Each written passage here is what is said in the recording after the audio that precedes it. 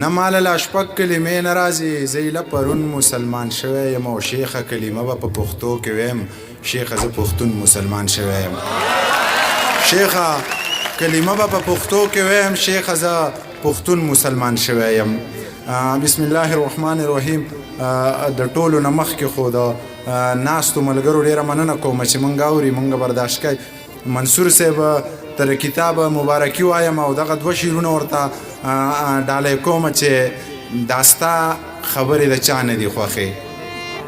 دا ستا خبرې د چا نه دي خوښې دا ملغلرې د چا نه دي خوښې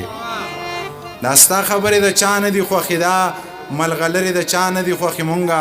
لاشونو څه ته پرې نه ښودو ګنې سندرې د چا نه دي خوښې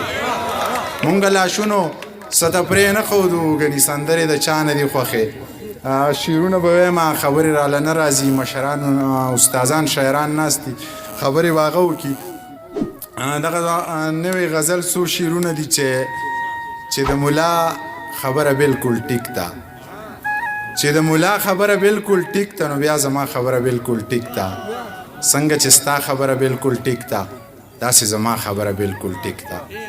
څنګه چې ستا خبره بالکل ټیک ده داسې زما خبره بالکل ټیک ده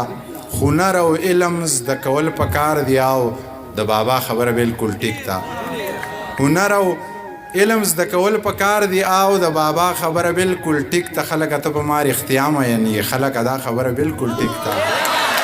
نه خلک ته په مار اختیام یعنی خلک دا خبره بالکل ټیک ده د منیر جان خبره غړې وړې د مولانا خبره بالکل ټیک ده د منیر جان خبرې ګډې وډې د مولانا خبره بالکل ټیک ده یو څو نور شعرونه چې خدایا د مولیانو سره ژوند مې دی څه د بلاګانو سره ژوند مې دی خدایا د مولیانو سره ژوند مې دی څه د بلاګانو سره ژوند مې دی خپل سلام په خپله باندې اخلمه داسې د هندوانو سره ژوند مې دی خپل سلام په خپله باندې اخلمه داسې د هندوانو سره ژوند مې دی ښه د غلامۍ په جخ کې ټیټ ګرځي ښه د غلامانو سره ژوند مې دی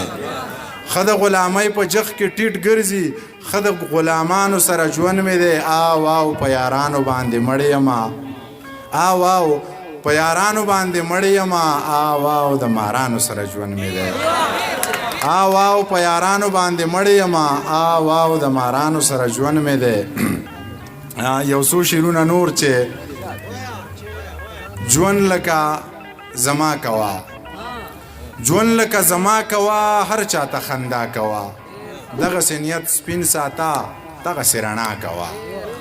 دغسې نیت سپین ساته دغسې رڼا کوا زړه چې مینېږي نو ما سره صلا کوا زړه چې مینېږي نو ما سره صلا کوا مرګ مسافر یما مرګ لږه سا کوا مرګه مسافر یما مرګه لږه سا کوا ستا ارمان به سر نه خوري مورې ته دوا کوا ستا ارمان به سر نه خوري مورې ته دوا کوا غزل زوړ غزل دی چې بچی په ځان باندې یو قسم الزام ونه ساتې بچی په ځان باندې یو قسم الزام ونه ساتې وجود مزدور ساته خو ذهن غلام ونه ساتې مننه داسې کار وکه ځان د وخت نه وخت د ځان غلام کا داسې کار وکه ځان د وخت نه وخت د ځان غلام که داسې کار وکه چې وختونو ته بام ونه ساتې